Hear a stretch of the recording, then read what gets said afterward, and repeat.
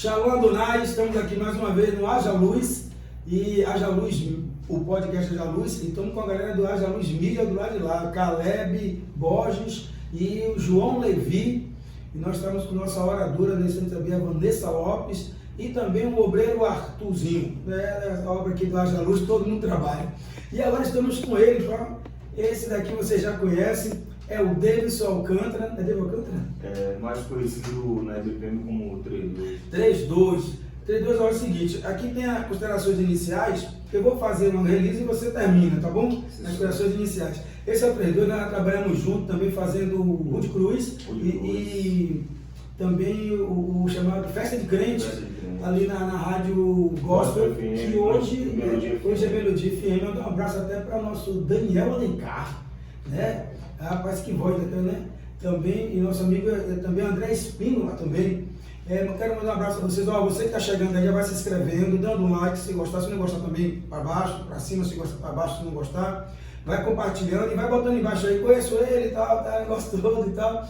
E, ó, melhor é assim, tá bom isso, pode botando aí, pode ir escrevendo aí embaixo, pode ir compartilhando e também ir escrevendo aí embaixo. Aí não tem problema nenhum, a gente aceita todas as opiniões aqui, não tem problema.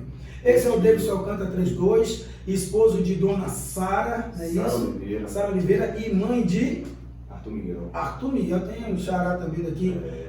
Esse é mais conhecido, a gente trabalha juntos já há um tempinho, a gente estava agora aí fazendo um novo projeto, então ele estava na correria lá, mas ele também é pai de família, homem de Deus, obreiro da casa do Senhor, faz a sua obra do Senhor também, contado com uma família de Deus também. Davidson, muito bem-vindo aqui ao Haja Luz, viu, meu querido? Muito bem-vindo. Obrigado pelo convite. Não, você é da casa, não é convite, você é uma obrigação de fazer trabalho com você. Davidson, o tema hoje é fé, né? Positivo. Fé. Se eu lhe perguntar uma coisa, Davidson, que se eu pescar aqui de uma pergunta, podemos falar de fé. Não estou vendo o nome da pessoa aqui, mas podemos falar, mas eu gostei dessa pergunta. Podemos, Davidson, falar de fé? Não, podemos manter hoje a fé nos tempos que estamos vivendo, nesses tempos difíceis?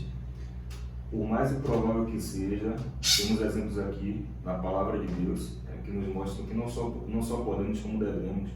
Vamos abordar aqui alguns casos de alguns exemplos de fé do passado, de situações que pareciam impossíveis, mas como a palavra de Deus diz, né? Para nosso Deus nada é impossível. Nada é impossível. Então sim, meu irmão, é possível sim, e iremos sim manter a fé. Você sabe que eu entrevistei duas coisas bem impossíveis que poderiam acontecer e aconteceu. Primeiro, eu entrevistei aqui o professor, o pastor Francisco Lopes. Ele tem 86 anos, ele já fez evangelismo com uma tribo de índios, e esses índios se tornaram pastores, né? E ele tem 86 anos, sabe o que ele fez? Ele está descansando. Foi para Lamarão, depois de Alagoinhas, uma igreja lá, descansar na igreja, vai pastorear a igreja com 86 anos. Quer dizer, impossível. A Bíblia fala que até os 70, né? Depois de 70, pela luz 3. E ele já está indo para 90. Glória a Deus. Nosso pastor Francisco Lopes, da igreja Quadrangular, né? E outra coisa, nosso irmão Kedike disse que uma pregação nosso diácono da Alain. O CEO da startup Kedike, a sorveteria, ele disse que viu o bispo Carlos Roberto da IBPM, ali que tem ali em Morada da Lagoa, no conjunto, perto de Fazenda Coutos. Ele disse que o bispo estava pregando, você tem uma caixa de picolé aí, ele desempregado, sem saber o que fazer. Aí, você que tem casa, tu vai picolé, bota picolé e vai vender. Ele falou, poxa, eu tenho uma caixa de picolé em casa. Ele disse que o cara botou o picolé, hoje ele tem uma startup chamada uma sorveteria, Kedike Sorveteria. Rapaz, eu fiquei muito feliz com isso. Então são coisas que parecem improváveis, mas com a fé, nesses tempos difíceis, né? Uma coisa que eu quero te perguntar, eu sei que você é um cara estudioso. A humildade, a modéstia. Não, somos estudiosos, sim. Como podemos manter a fé firme? Meu irmão, tem um texto, né? Está lá em Hebreus. Eu estou com a minha aqui porque para a gente manter uma linha de raciocínio, senão e falar dentro do assunto para que as informações cheguem nos nossos amigos do outro lado, né, Datalina? Isso. A gente pode ler aqui Hebreus 11. Pode sim. Eu estou com uma tradução aqui que talvez esteja um pouco diferente dos irmãos, Aí depois os irmãos cortam aí, né? Sim, depois faz o recorte aqui. Aí o pessoal da produção vai trabalhar muito esses dias, vai trabalhar muito. Haja luz. Haja luz para você. E você vai aproveitando, né? Vai comentando, vai dando seu like, vai compartilhando e se inscrevendo. Se inscreva aí no nosso grupo para poder melhorar desse engajamento para a gente levar essa informação para mais pessoas. Fica à vontade. Algumas traduções. Vou tratar o senhor como 3-2, tá bom assim? Positivo. Fica à vontade, obreiro 3-2. Amém. Algumas traduções falam que a fé é o firme fundamento, né? Essa questão aqui está um pouco diferente, mas tem o mesmo contexto. A fé é a firme confiança de que virá o que se espera, a demonstração clara de realidades não vistas, pois por meio dela os homens dos tempos antigos receberam o testemunho. Aí mais à frente começa a descrever, né, de alguns exemplos de fé, Noé, Enoque, Abel, Abraão, né? Fala também de Isaac, em um estado de esterilidade, gerou a Isaac. Né? Então, a primeira coisa, o primeiro ponto para a gente poder manter a nossa fé é entender que muitas vezes a gente não vai ver. Exato. Porque tem, como Tomé, né? Tomé ele precisava ver para crer. Sim. Então, muitas vezes a gente vai precisar crer para que aconteça. Para depois ver. E aí já é algo até contraditório, né? É o firme fundamento de algo que a gente espera, mas que a gente não vê. Sim. Então, por exemplo, baseado numa recompensa, vamos definir dessa forma. Se falar assim, ó, se você permanecer um ano aqui, você vai ganhar X coisa, eu vou te dar X coisa. Quando a gente visualiza isso, fica mais fácil de suportar, né? Esperar aquele tempo. Exatamente. Só que às vezes as coisas de Deus é diferente, né? Por exemplo, tinha uma promessa sobre Abraão, que aí é considerado o pai da fé. Sim. Por isso esse tema tão importante, né? O patriarca Abraão. E Deus ele só falou para ele sair da terra dele no primeiro momento, né? Então, a fé muitas vezes é isso, a sensibilidade para ouvir a voz de Deus, mesmo não sabendo o que vem depois. Né? E você falando aí, me lembrei de Jacó, né? Jacó fala assim, se o senhor me der o de comer, de beber, de dormir, eu vou te dizimar. Viu, o pessoal do dízimo que diz que dízimo não tem dízimo, existe, é por amor. O dízimo não salva a gente, mas salva quem recebe ele. Isso aí foi quando ele estava sendo perseguido. Lá que Isaú ia pegar ele, o negócio da... Né, aí ele atravessa o rol de Jaboque. Isso, ele faz essa... Primeiro ele tem a fé de que vai chegar, ele acreditou. E aí chegou. E falando de Jacó era neto de Abraão. Sim. Então, como manter a fé firme, não se trata só da promessa que Deus ele tem na minha vida, mas que se estende por toda a geração. Então, se Abraão não tivesse mantido a fé firme em Deus, ele não seria considerado o pai da fé. Sim. E o ponto crucial foi quando Deus se Isaac não continua, Deus pede Isaac como Jacó também não era tudo acelerado. Ali foi uma prova de fé. Né? E foi um tempo difícil para Abraão. Imagina, a gente é pai, dificilmente a gente entregaria nosso filho. Estou falando de fé. Você viu, eu estava conversando com um irmão chamado Gel, o obreiro Gel da IBPM. Nosso irmão Giovanni. Não, tem o Gel Giovanni e o Gel que é Jefferson. Jefferson que mora da rua no bloco 14001. O nosso irmão patrocina muitos patrocinadores da sopa da sopa. Né? Aí ele estava falando para ele que a palavra vai dizer assim, olha o que é fé. Vai dizer assim, se crer em Deus, se crer, será salvo tu e sua casa. Tu e tua casa, se crer, fé, né? Porque se ele crer, ele vai passar aquela fé para os filhos. Então vai ser salvo também os filhos, que vai crer também. Mas é preciso ter fé. Se não crer, se a prole não crer, ela não pode ser salva. Né? Então a fé, já que o tema hoje é fé, fica à vontade. E em alguns momentos, não é que Abraão ele não tenha duvidado, né? Porque quando chega a promessa que ele geraria um filho, aquele sobre o qual a promessa se cumpriria, que era Isaac, ele questionou a Deus algumas coisas, né? Eu sou velho, fisicamente, né? A fisiologia dele já dizia que não tinha condições. Nós somos assim, vimos com esses olhos, né? Pelos olhos. Então aí Deus ele começa, através da vida de Abraão, a mostrar que hoje também às vezes a gente tem uma promessa, todo mundo tem uma promessa, né? E aí às vezes a gente questiona a Deus que não pode por isso, que não pode por aquilo. Sim. Mas Deus ele fez questão de deixar registrado na palavra dele exemplo de pessoas comuns, né? Comuns, mas que por terem sensibilidade à voz de Deus, viveram o sobrenatural, o extraordinário. Tanto é que a gente até hoje fala de Abraão. É verdade. Esses exemplos de fé que nos marcam até hoje. Né? E ele não pode por isso, por aquilo, nunca poderia, então, que Rabi fizesse parte da genealogia de Cristo, né? Raabe, Raabe, né? Então nunca que poderia escondeu né, os espias de Israel. em Jericó. Então, deixa eu fazer outra pergunta a você aqui, porque o pessoal aqui.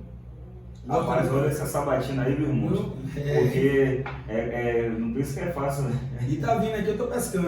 Caleb tá ali, olhando ali, eu tô aqui, né? Eu vou olhar essas perguntas aí. Bom, sobre fé, Olha Bianca, deixa eu lhe perguntar, o homem é canônico, o nome é canônico, o nome é a misericórdia de Deus na nossa vida. é homem apostólico, né? Apostólico canônico, faz o trabalho de ter EBD, né? Deixa eu te falar, aí o pessoal está perguntando aqui, fazer uma abordagem, só quer que faça uma abordagem dentro da restauração e diz, a oração como arma vence guerras? As orações como arma vence guerras? Tem uma pergunta aqui. Agora as pessoas não estão querendo botar o nome não sei porquê, então talvez com vergonha da pergunta, né? Mas a gente pode mandar o nome de onde você está falando, que toda e qualquer pergunta de vocês é muito bem-vinda, né, irmão? Positivo. Então a pergunta é, dentro dessa abordagem de restauração e a oração como arma, ela pode vencer guerras? Pode. No caso de Abraão, vamos bater aqui mais uma vez aqui em cima de Abraão. Abraão, em nenhum momento ele orou, né? Pedindo um filho. Ele não orou pedindo um filho. Só que quando os mensageiros aparecem ali, né? Que ele sem saber aos pés dos anjos, e Sara riu, né? Como falou, olha, num tempo determinado, sua esposa, né? E aí o anjo fala, olha, você não riu, você riu. Uma coisa pega, né? É que você dizer para sabe que ali é uma teofania, aqueles anjos descem com tributo divino. Exato. Aí ele dizer para o próprio representante direto de Deus que não.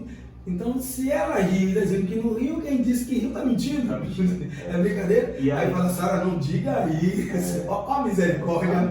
Sara, não diga isso. E ali começa também um processo de restauração. Porque, veja, a Bíblia não mostra isso, não tem evidência de que Abraão sempre quis ser pai.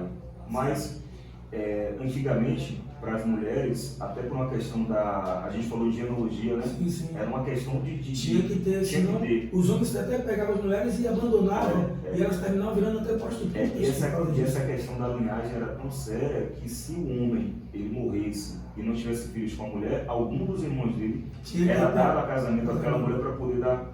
Você viu os filhos de Judá, Ir e Omã.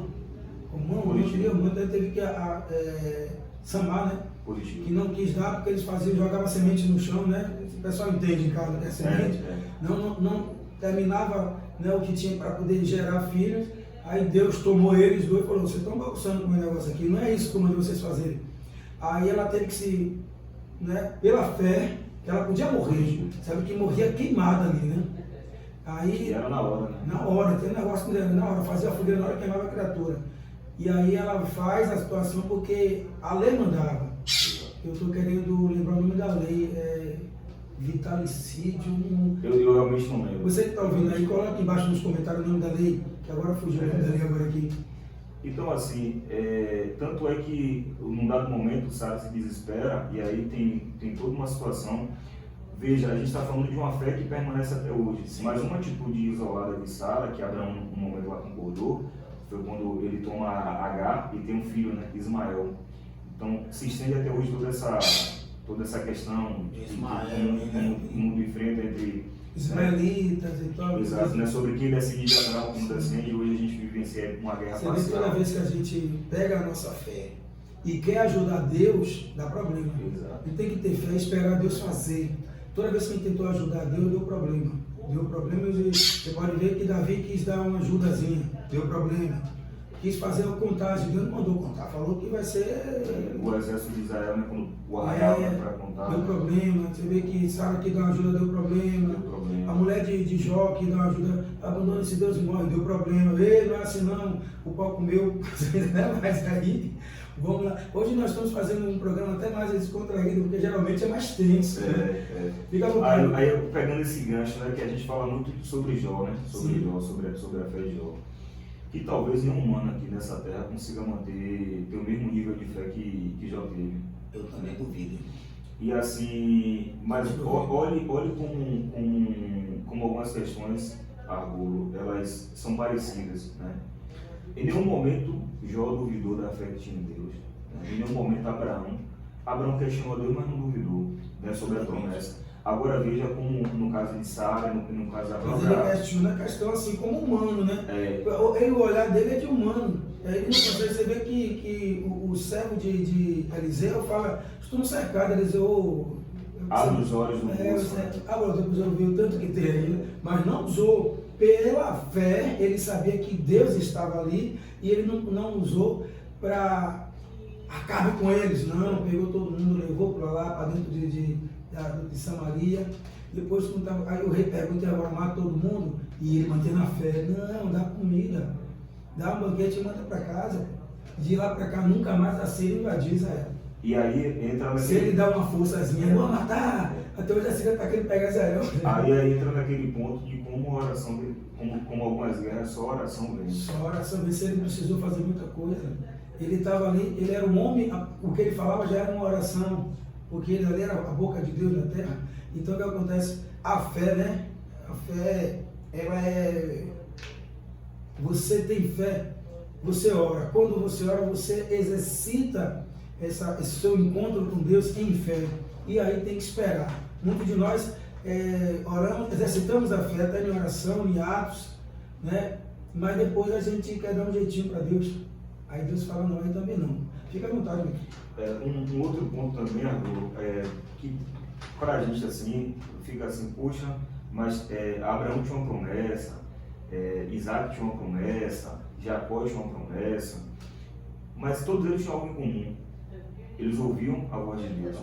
Deus fala para Abraão, sai da sua terra, que é a tua parentela, para a terra que eu ia te mostrar, e lá farei de ti uma grande nação. Aí quando Abraão apresenta um momento de certa dúvida, que é perfeitamente compreensível, Deus ele manda olhar para o céu, né? Contar, ver se ele podia contar ali também as estrelas, a areia do mar, que assim seria a descendência dele.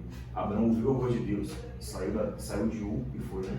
E andou como um peregrino. Sim, né? Chama de nômade, né? Como um peregrino. Aí a gente vai falar que Isaac, que é o filho da promessa, Isaac também passou um momento de muita dificuldade, que foi quando Isaac estava em Gerar. Lembra? O pessoal que tapar os buracos lá nas fontes, tudo. E aí... Dizendo lá que não para ali, ele era limpado do lugar da esse ela está em Gênesis 26, a questão do entulhar os poços, aí começavam a brigar aqui, a brigar ali. Aí são parênteses. E aí Isaac, o pessoal brigava e dizia que era Isaac, não, então deixa com eles. Até que chegou um que eles não brigaram. Né? E aí Isaac colocou o nome de Reobote, né? Que era um lugar largo e que ali Deus tinha dado descanso. Teve um fato muito interessante no retiro. Estava conversando com o evangelista Cleverson, que é o evangelista Sérgio. Tá bonito como... Tá de topete também, tá de cabelo agora. Porque daqui a uns anos é gente, o Cleverson. Estão se enxergando que eu já tô. A calvície a Rua já tá com 2 pés, eu tô com o pé na porta já. E aí, o irmão Sérgio é mestre de obras, se eu não estiver enganado. Trabalha com construção civil, se eu não estiver enganado. É isso mesmo. E aí, ele deu um exemplo assim, ele falando sobre como é que funciona o processo de poço.